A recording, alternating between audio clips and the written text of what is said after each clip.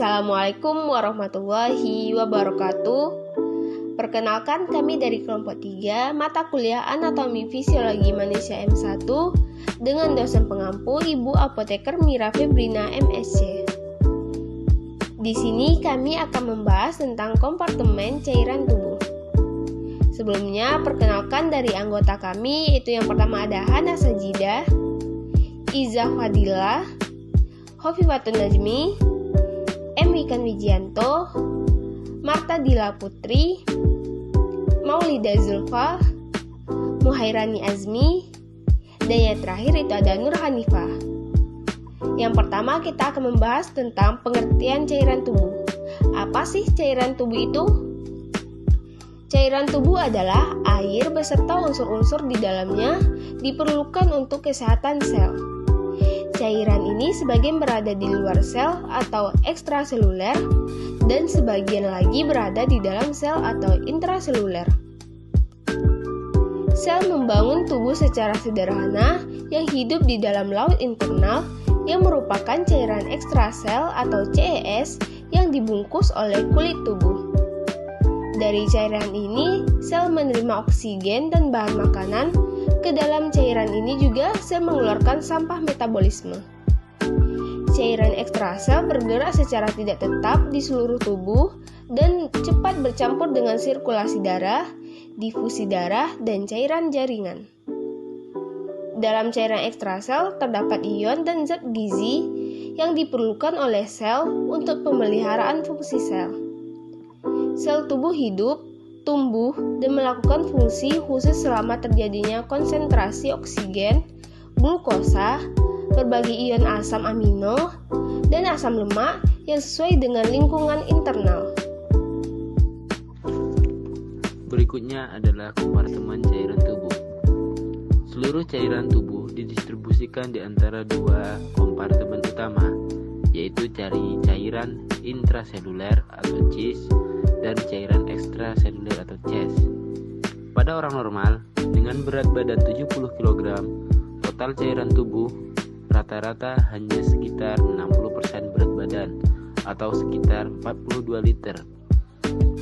Persentase ini dapat berubah bergantung pada umur, jenis kelamin, dan derajat obesitas. 1. Cairan intraseluler. 40% dari berat badan total adalah CIS. Cairan intraseluler adalah cairan yang terkandung di dalam sel. Pada orang dewasa, kira-kira 2/3 dari cairan tubuh adalah cairan intraseluler, sama kira-kira 25 liter pada rata-rata pria dewasa, artian berat badan 70 kg. Sebaliknya, hanya setengah dari cairan tubuh bayi yang merupakan cairan intraseluler. 2. Cairan ekstraseluler atau CES. 20% dari berat badan total adalah CES. Cairan ekstraseluler adalah cairan di luar sel. Ukuran relatif dari CES dapat menurun seiring dengan bertambahnya usia. Pada bayi baru lahir, kira-kira setengah cairan tubuh terkandung di dalam cairan ekstraseluler atau CES. Setelah berusia 1 tahun, volume relatif dari CES menurun sampai kira-kira 1/3 dari volume total. Ini hampir sebanding dengan 15 liter dalam rata-rata pria dewasa dalam ukuran berat badan 70 kg. Selanjutnya yaitu komposisi. Komposisi cairan tubuh. Menurut WHO, tubuh manusia dibagi menjadi 4 macam komposisi yang kompleks, terdiri dari yang pertama yaitu ada komposisi atomik, yaitu berat badan merupakan akumulasi sepanjang hidup dari 6 elemen utama, yaitu ada oksigen, karbon, hidrogen, nitrogen, kalsium, dan fosfor. Yang kedua yaitu ada komposisi molekular. Elemen terdiri dari komponen molekular yaitu ada lemak, protein, glikogen, air, dan mineral.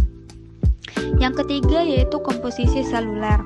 Terdiri dari 3 komponen yaitu sel, cairan ekstrasel, dan cairan padat ekstrasel. Yang keempat yaitu ada komposisi jaringan dan organ, yaitu sel akan membentuk jaringan dan organ tubuh. Cairan tubuh total atau total body water adalah persentase dari berat air dibandingkan dengan berat badan total. Air rata-rata pria dewasa hampir 60% dari berat badannya adalah air, dan rata-rata wanita mengandung 55% air dari berat badannya. Selain air, cairan tubuh mengandung dua jenis substansi elektrolit dan non-elektrolit. Elektrolit yaitu substansi yang terpisah di dalam larutan dan akan menghantarkan arus listrik. Sedangkan non-elektrolit yaitu substansi seperti glukosa dan urea yang tidak berionisasi dalam larutan dan diukur berdasarkan berat. Yaitu komposisi tubuh dapat dipengaruhi oleh beberapa faktor, yaitu ada usia, jenis kelamin, nutrisi, dan aktivitas fisik. Pergerakan cairan merupakan perpindahan cairan dan elektrolit tubuh yang terjadi di dalam 3 fase. Yang pertama, fase 1, di mana plasma darah pindah dari seluruh tubuh ke dalam sistem sirkulasi, nutrisi, dan oksigen diambil dari paru-paru dan saluran pencernaan. Yang kedua, fase 2, yaitu cairan intraseluler beserta komponennya pindah dari darah kapiler dan sel. Dan yang ketiga, fase 3, yaitu cairan dan substansi yang ada di dalamnya berpindah dari cairan intraseluler masuk ke dalam sel.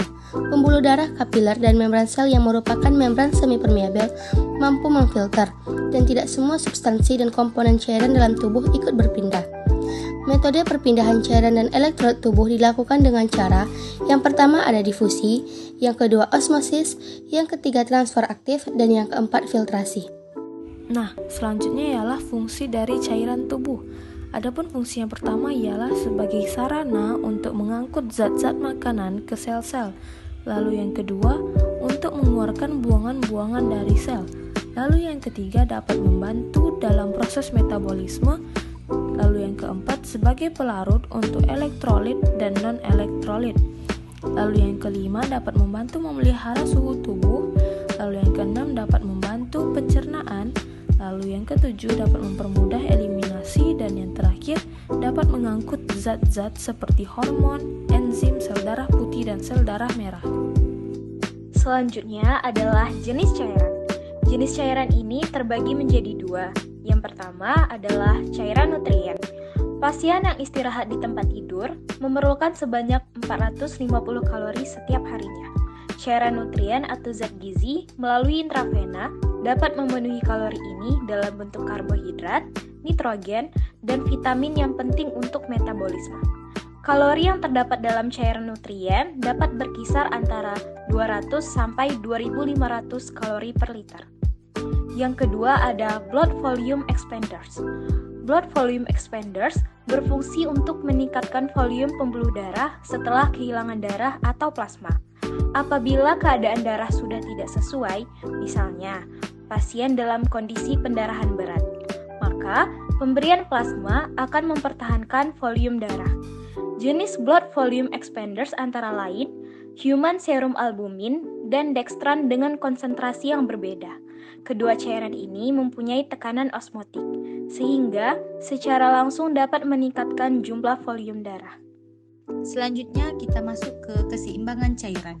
Keseimbangan cairan dicapai dengan masukan dan keluaran cairan yang seimbang. Karena air mengalami proses kehilangan yang tidak terelakkan setiap saat melalui ginjal, kulit, dan paru-paru. Hal yang terpenting adalah untuk tetap mempertahankan jumlah cairan yang cukup dalam tubuh. Pengatur utama masuknya cairan adalah melalui mekanisme haus. Pusat haus dikendalikan berada di otak.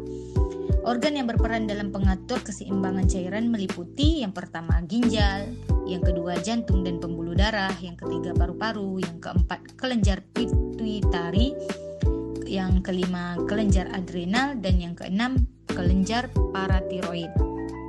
Selanjutnya faktor-faktor yang mempengaruhi keseimbangan cairan diantaranya umur. Kebutuhan pemasukan cairan yang dipengaruhi oleh usia, karena usia akan berpengaruh pada luas permukaan tubuh, metabolisme, dan berat badan. Dan yang kedua iklim. Yang ketiga diet. Diet ini berpengaruh terhadap pemasukan cairan dan elektrolit. Yang keempat ada stres, dapat meningkatkan metabolisme sel, glukosa darah, dan pemecah glikogen otot. Yang kelima kondisi sakit saat berpengaruh terhadap keseimbangan cairan, misalnya trauma ataupun luka. Yang keenam, tindakan medis seperti suction dan nasogastric tube berpengaruh terhadap keseimbangan cairan tubuh. Yang ketujuh, pengobatan seperti diuretik dan laksatif dapat berpengaruh pada keseimbangan cairan tubuh. Dan yang terakhir, pembedahan pada pasien berisiko tinggi terhadap gangguan keseimbangan cairan karena pasien mengalami kehilangan darah selama proses pembedahan. Dan yang terakhir adalah gangguan keseimbangan cairan. Yang pertama adalah kekurangan volume cairan ekstraseluler atau hipovolemia, didefinisikan sebagai kehilangan cairan tubuh isotonik yang disertai kehilangan natrium dan air dalam jumlah yang relatif sama. Kekurangan volume isotonik seringkali diistilahkan dengan dehidrasi yang seharusnya dipakai untuk kondisi kehilangan air murni yang relatif mengakibatkan hipernatremia. Dan yang kedua, terdapat dua manifestasi yang ditimbulkan akibat kelebihan cairan, yaitu hipervolume atau peningkatan volume darah dan edema atau kelebihan cairan pada interstisial. Normalnya, cairan interstisial tidak terikat dengan air, tetapi elastis dan hanya terdapat di antara jaringan.